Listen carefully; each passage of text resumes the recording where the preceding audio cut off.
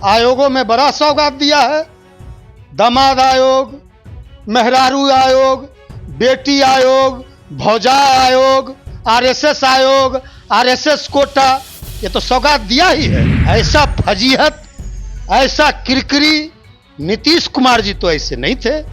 यह साफ बताता है कि इस सरकार में नीतीश कुमार जी की नहीं चल रही है। 3.5 लोग की सरकार चल रही है। 3.5 लोग से मुख्यमंत्री घिरे हुए हैं। ये डी के बॉस, ये कौन है? जिसके डीएनए में कांग्रेस है, जिसके खून में कांग्रेस है, जिसके पिताजी दिग्गज कांग्रेसी थे, वह खुद कांग्रेस के प्रदेश अध्यक्ष थे। अब वह है जेडीयू कोटा से मंत्री, बेटी एलजेपी कोटा से सांसद है, राष्ट्रीय लोक मोर्चा कहाँ है, हिंदुस्तानी अवाम मोर्चा सेकुलर कहाँ है, भाजपा के प्रदेश अध्यक्ष कहाँ है, भाजपा के डिप्टी सीएम कहाँ है, देश के गृह मंत्री कहाँ है, जेपी नड्डा कहाँ है, नरेंद्र मोदी जी कहाँ है? कोई नहीं कहता 2025 फिर से नीतीश। ऐसा कोई सगा नहीं भाजपा ने जिसको ठगा नहीं। या नीतीश कुमार जी का कहना था। नीतीश कुमार जी कहते थे बीजेपी मतलब बड़का झुट्टा पार्टी, तो नीतीश कुमार जी को बता देते हैं, नीतीश कुमार जी का डीएनए गड़बड़ है। नीतीश कुमार जी के डीएनए में प्रॉब्लम है। यह प्रधानमंत्री जी ने। न्यूज़ 4 नेशन पर मैं आपके साथ अभिजीत सिंह। 2025 बिहार विधानसभा चुनाव काफी नजदीक है। ऐसे में बिहार के मुख्यमंत्री नीतीश कुमार है, लगातार बिहार वासियों को सौगात दे रहे हैं। वहीं बात करें तो विपक्ष है, वो लगातार सरकार पर हमलावर नजर आ रहे हैं और जिस तरह से आयोग बनाया गया है जिसको लेकर सवाल खड़े कर रहे हैं और जिस तरह से लगातार बिहार में आपराधिक घटनाएं हो रही है उसको लेकर विपक्ष है वो सवाल खड़े कर रहे हैं। हमारे साथ बात करने के लिए राष्ट्रीय लोक जनशक्ति पार्टी के राष्ट्रीय प्रवक्ता सरवन अग्रवाल जी हैं। सरवन अग्रवाल जी, कैसे देख रहे हैं? बिहार चुनावी साल है, नीतीश कुमार सौगात पर सौगात दे रहे हैं, जो वृद्धा पेंशन दिया जाता है उसे बढ़ा दिया गया है, तो किसको इसको नहीं, सौगात तो नीतीश कुमार दे ही रहे हैं। बिहार में उन्होंने दिया ही है। आयोगों में बड़ा सौगात दिया है। दामाद आयोग, मेहरारू आयोग, बेटी आयोग, भौजा आयोग, आरएसएस आयोग, आरएसएस कोटा, ये तो सौगात दिया ही है। इतना आयोग, किसी भी राज्य का आयोग एक संवैधानिक संस्था होता है, संवैधानिक बॉडी होता है। ऐसा फजीहत, ऐसा किरकिरी नीतीश कुमार जी तो ऐसे नहीं थे। नीतीश कुमार जी की यह तो यूएसपी नहीं थी। यह साफ बताता है कि नीतीश कुमार जी अचेत है। यह साफ बताता है कि नीतीश कुमार जी का दिमाग ठीक तरीके से काम नहीं कर रहा है। यह साफ बताता है कि इस सरकार में नीतीश कुमार जी की नहीं चल रही है। किसकी चल रही है? किसकी चल रही है? 3.5 लोग का सरकार चल रहा है। 3.5 लोग की सरकार चल रही है। 3.5 लोग से मुख्यमंत्री घिरे हुए हैं। ये डी के बॉस, ये कौन है? डी के बॉस की पत्नी। ये क्या है डी के टैक्स? ये डी के बॉस की पत्नी महिला आयोग की मेंबर बन जाती है। ये कौन है डी के बॉस? मुख्यमंत्री का प्रधान सचिव। उनकी, हमने कहा ना, मेहरारू आयोग। अरे एक मंत्री है बिहार सरकार में जिसके डीएनए में कांग्रेस है, जिसके खून में कांग्रेस है, जिसके पिताजी दिग्गज कांग्रेसी थे, वह खुद कांग्रेस के प्रदेश अध्यक्ष थे। अब वह है जेडीयू कोटा से मंत्री, बेटी एलजेपी कोटा से सांसद,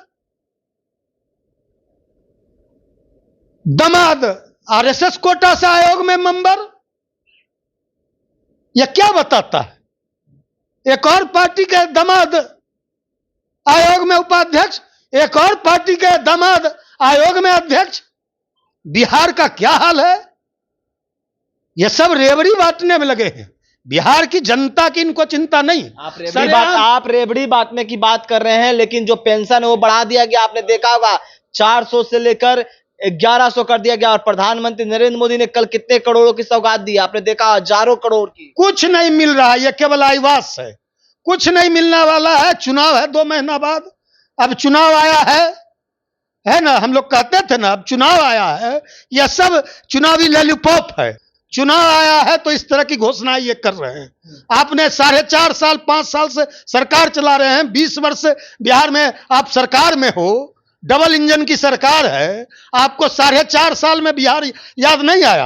अब चुनाव जब आया है तो प्रधानमंत्री जी को पता है कि एनडीए की हालत बिहार में पतली है, एनडीए की हार होने वाली है, नीतीश कुमार जी की स्थिति बहुत खराब है।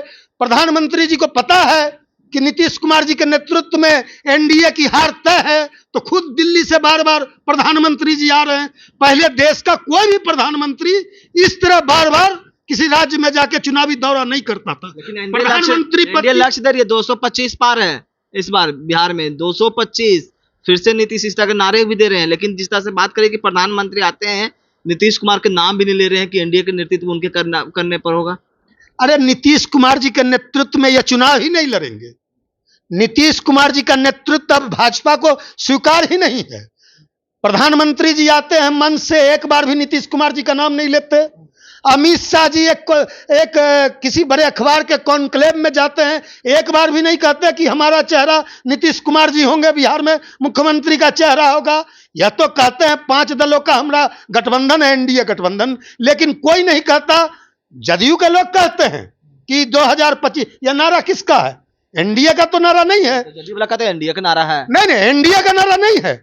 एनडीए के कोई लोग, एनडीए का कोई घटक दल यह नहीं बोलता कि 2025 फिर से नीतीश। यह जनता दल का स्लोगन है, एक पार्टी विशेष जदयू का है 2025 फिर से नीतीश। लेकिन 2025 फिर से नीतीश में भाजपा कहां है? इस नारे को लगाने में लोजपा आर कहां है?